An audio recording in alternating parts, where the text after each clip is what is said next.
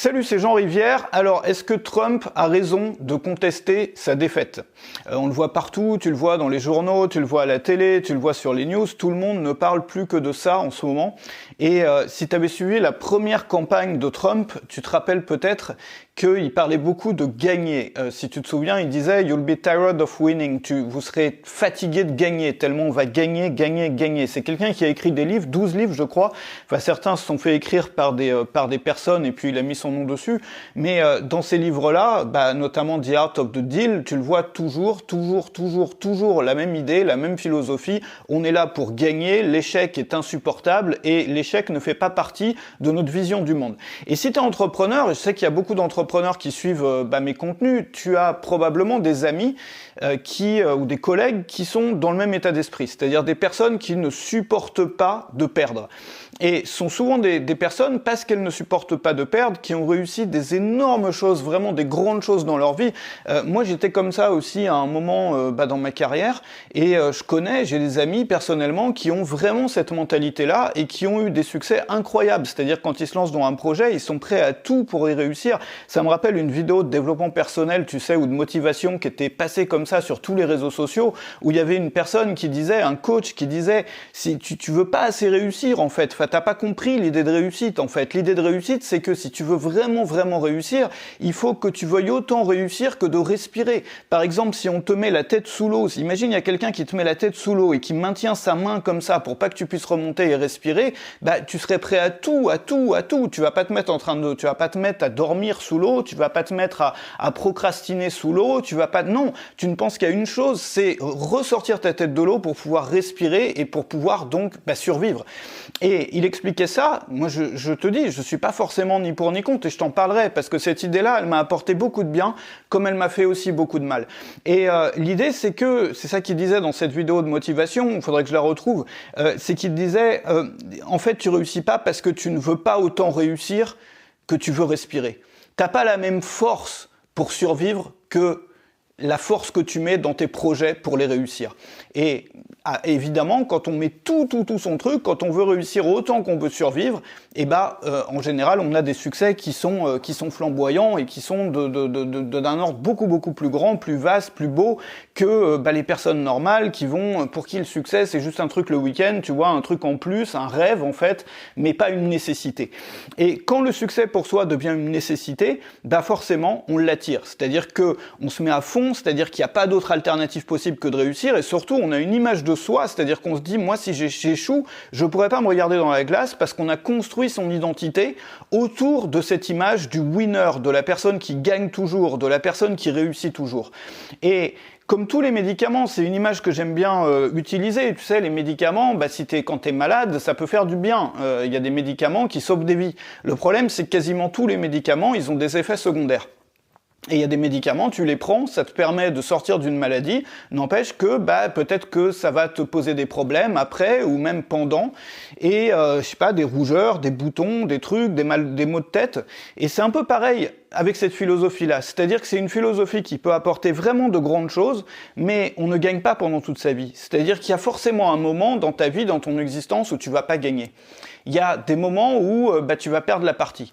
Et ces moments-là, ils sont aussi importants, à mon avis, que les moments où on gagne. Pourquoi ? Parce que quand tu gagnes, tu vis dans une illusion.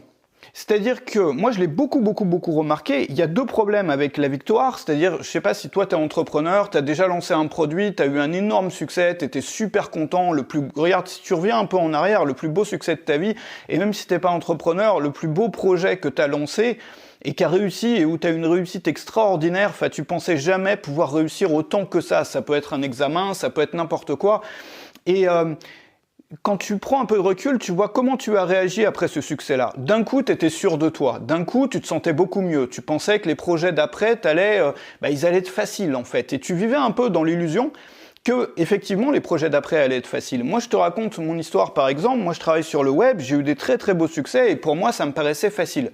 Et puis, il y a des moments dans ma vie, et j'ai des amis aussi, des collègues à qui c'est arrivé, et j'ai voulu mettre à d'autres types de business, notamment un restaurant, un bar, des choses comme ça.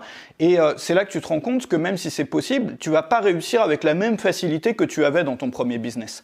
Et quand tu as réussi quelque chose qui t'a paru facile, tu penses que tout est facile finalement, alors que non. Ça, c'est la première chose. La deuxième chose, c'est que c'est un peu dommage en fait, c'est que quand on se repose sur une victoire, on va jamais mettre assez d'efforts pour le projet d'après. Moi, c'est quelque chose que j'ai remarqué systématiquement dans mon activité, j'en ai parlé aussi à des élèves, c'est que quand tu as réussi quelque chose, le projet d'après, c'est-à-dire ce qui vient, le projet qui suit en fait, c'est-à-dire tu as réussi le premier projet, il y en a un deuxième derrière, puis un troisième, la vie est faite de projets.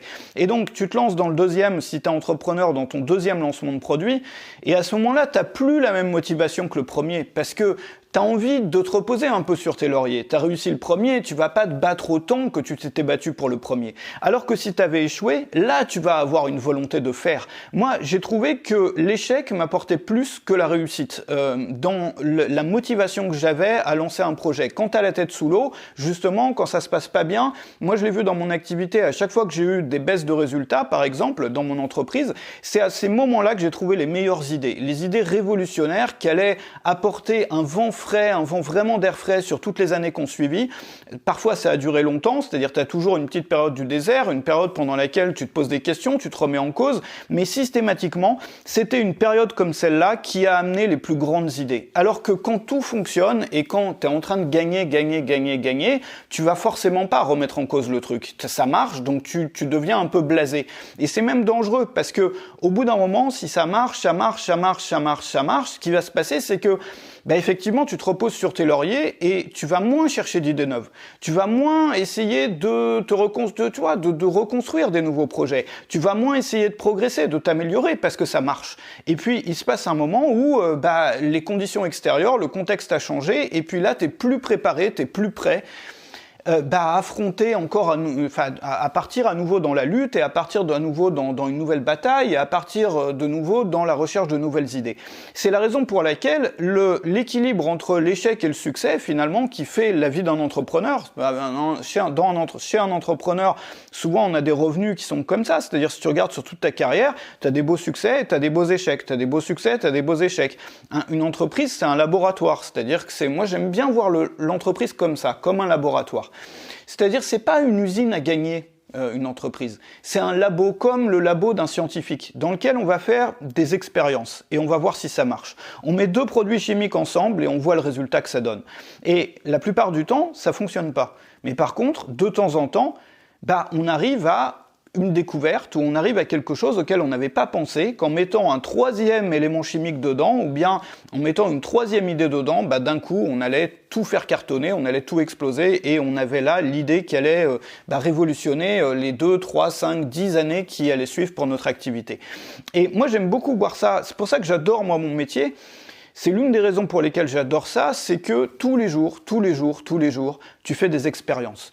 Tu as des idées, tu vas les tester sur le marché, tu vas les tester en réel. Et je pense que ça peut être un petit peu dangereux justement d'avoir cette mentalité-là, du winner, la mentalité du winner qu'on voit un peu partout, qui est encore une fois excellente, très bonne quand on veut avoir des résultats spectaculaires et quand on veut... Moi je pense que ça correspond à une période dans la vie.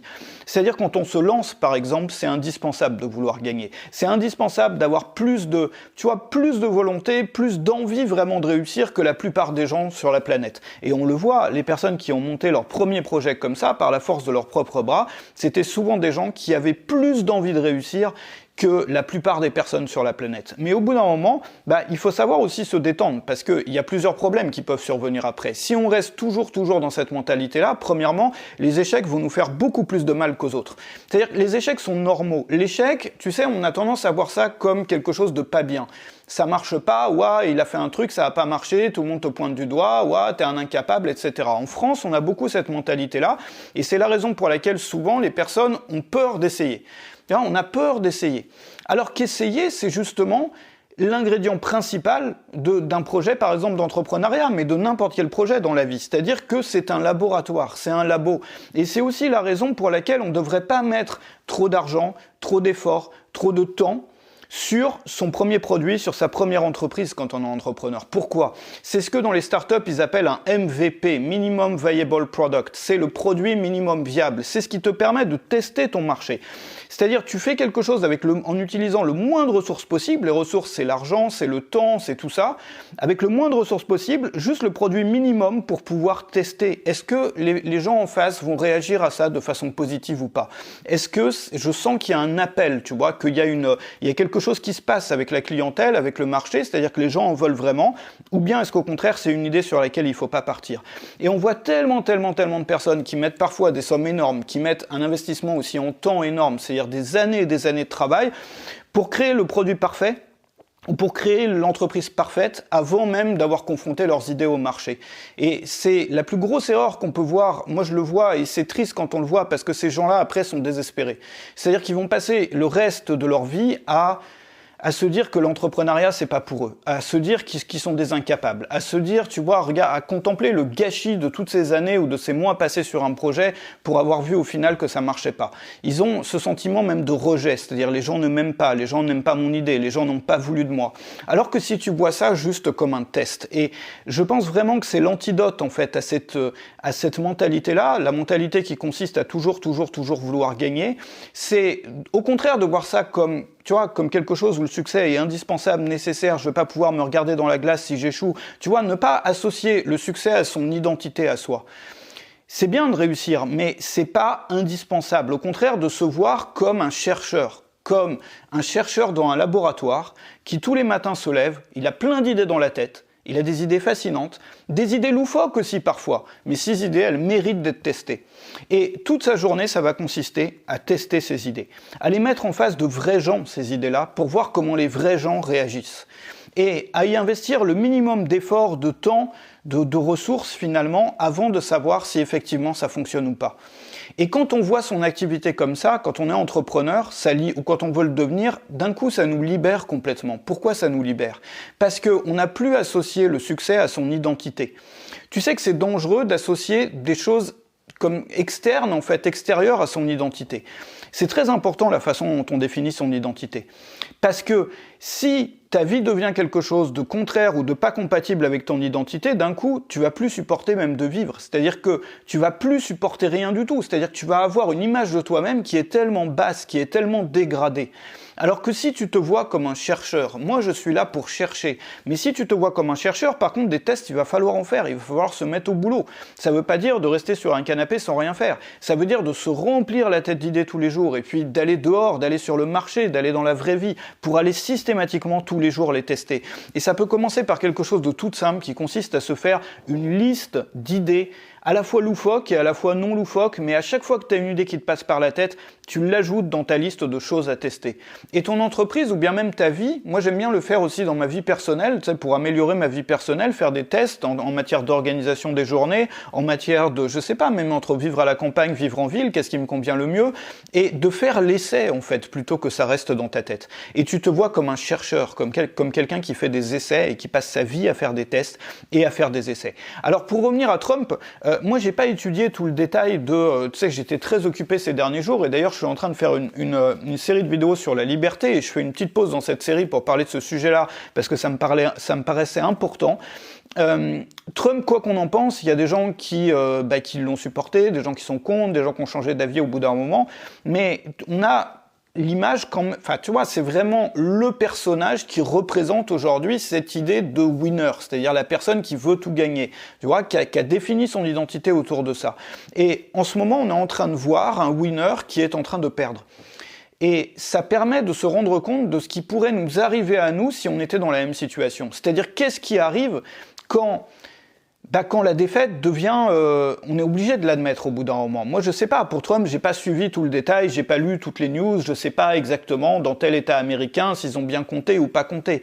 Mais c'est cette image-là qui est intéressante. Comment est-ce qu'à l'intérieur de soi, on se sent quand on échoue alors qu'on s'est défini comme un winner pendant toute sa vie. Et la deuxième question, c'est est-ce que nous, on a envie de vivre ça? C'est-à-dire, mets-toi à la place de quelqu'un comme Trump, qui toute sa vie a tout défini sur le succès, réussir, je suis un winner, l'échec est inadmissible, etc., etc., qui a même basé sa